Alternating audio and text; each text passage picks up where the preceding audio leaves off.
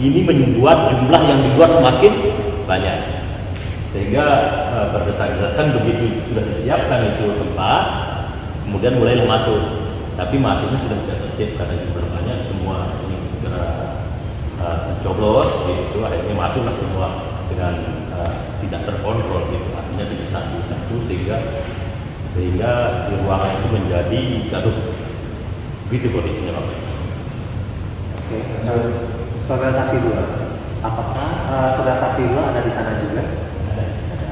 Saudara saksi 2 ada di atas podium ketika itu sudah bersidang?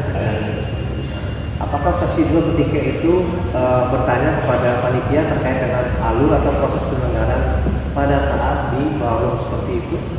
Itu dijelaskan oleh panitia sendiri bahwa alurnya dari belakang terus ke depan. Oke, saudara saksi 1, apakah ada laporan-laporan dari panitia terkait dengan permasalahan-permasalahan yang dihadapi atau kekacauan-kekacauan yang dihadapi ketika proses penyelenggaraan yang itu Di dalam ruangan. di dalam ruangan? Di dalam ruangan itu sebagian dari presidio, kalau salah satunya Bu Elis, yang itu akhirnya turun dari podium, dari tempat presidio, turun membantu menertibkan ini yang kami membantu. Ibu Elis suaranya dari kedengaran di sana. Waduh, bagaimana menertibkan yang ini? Tapi desakan dari luar sudah memang banyak sekali, sehingga tidak bisa ditertibkan. Akhirnya seperti itulah kondisi. Begitu juga kepada saksi 2, apakah ada laporan-laporan dari panitia terkait dengan penyelenggaraan yang ada kekacauan seperti itu? Kalau ke kami sendiri Tidak ada laporan. Pada saksi 1, apakah ada presidium itu membahas permasalahan-permasalahan ini menjadi suatu hal yang dimusyawarahkan untuk dimufakatkan di keseluruhan? Ya. Saudara saksi 1, saya bilang, apakah ada presidium itu memusyawarahkan dan memufakatkan atas laporan atau keadaan yang terjadi di ballroom tersebut agar adanya suatu penyelenggaraan yang lebih baik? Tentu ada ya, artinya gini, presidium sudah menghubungi panitia, ini bagaimana ini kondisinya seperti ini gitu. Rupanya panitia sendiri dengan jumlah yang sekian banyak itu tidak bisa menertibkan, walaupun di sana ada aparat keamanan juga yang membantu untuk menertibkan itu, tapi arus ini memang cukup besar ya, sehingga mereka berjalan terus arus ini. Panitia rupanya pun tidak bisa tertib, akhirnya memberikan kertas suara itu.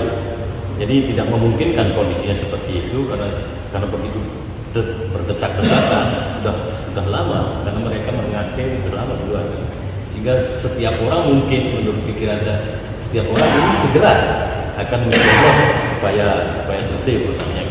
Jadi mereka terus masuk semua dan jumlahnya cukup besar, dan itu bikin keadaan jadi tidak tertib.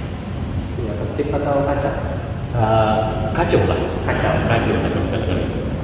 Saudara saksi 2, apakah di antara presidium itu ada permusyawaratan untuk memufakat terkait dengan jalan keluar ketika terjadi kekacauan seperti yang ada dalam video seperti ini?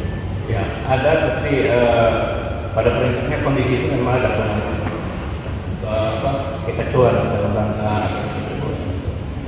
Pertanyaan saya selanjutnya adalah pada saksi 1 dan saksi 2, apakah ada keputusan dari presidium sidang untuk menyelesaikan permasalahan yang dimufakatkan? Ada tidak? Dalam bentuk musyawarah yang jelas menghubungi panitia, bahkan secara fisik membantu panitia. Bu Elis turun, ada beberapa turun membantu supaya jalannya pembagian kartu suara itu tertib. Tapi tentu sudah kondisi seperti ini, mungkin akan diberikan satu-satu itu tidak memungkinkan dalam kondisi kacau seperti itu. Sehingga ya semua peserta itu ingin mendapat segera kartu suara untuk segera dilakukan pencoblosan dan terbaik. Karena itu waktu itu sudah cukup malam mulai. Oke, selanjutnya ini terkait dengan pada saat pelaporan pertanggungjawaban. Saya ingin bertanya kepada saksi 1, saksi 2, apakah pada saat laporan pertanggungjawaban itu ada pelaporan pertanggungjawaban dari Ketua Umum dan Majelis Kehormatan? Dari Ketua Umum dan Majelis Kehormatan perkumpulan. Dari Ketua Umum ada laporan yang sempat dibacakan, akan ada dialog tanya jawab dengan peserta. Kemudian dengan Majelis Kehormatan saat itu yang saya ingat tidak ada. Belum, maksudnya belum apa nih? Belum ada laporan atau belum? Sampai hari terakhir saya tidak mendengar ada itu. Tidak mendengar atau melihat?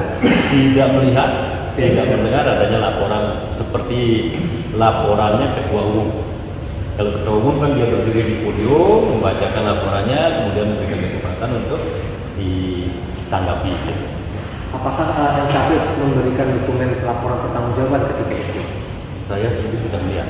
Tidak melihat? Ya.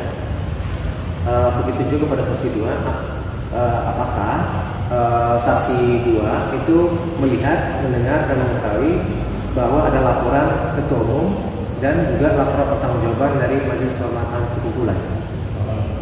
Jadi dari Ketua Umum Pak Ahmad Safran Sofian ada menyampaikan pertanggungjawaban. Sedangkan dari NKP sendiri, seingat saya bahwa karena Ketua NKP-nya penghalangan hadir atau tidak ada tempat, maka tidak disampaikan pertanggungjawaban.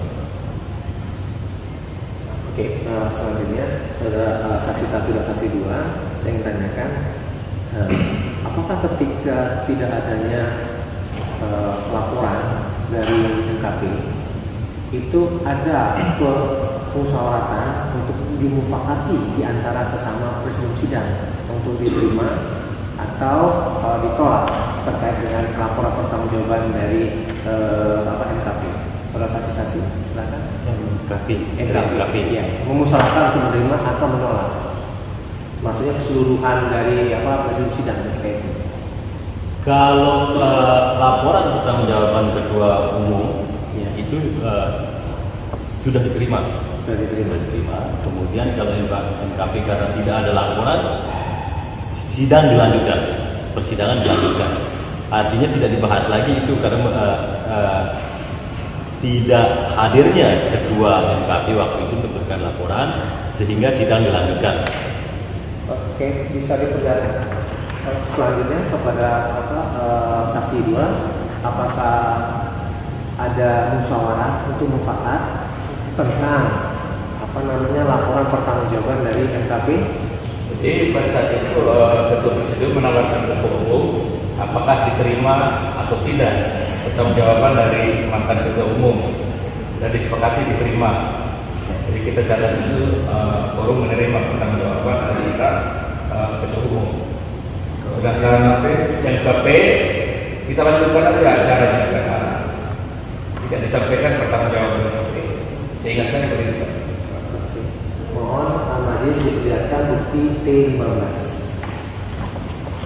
Bisa saksi depan.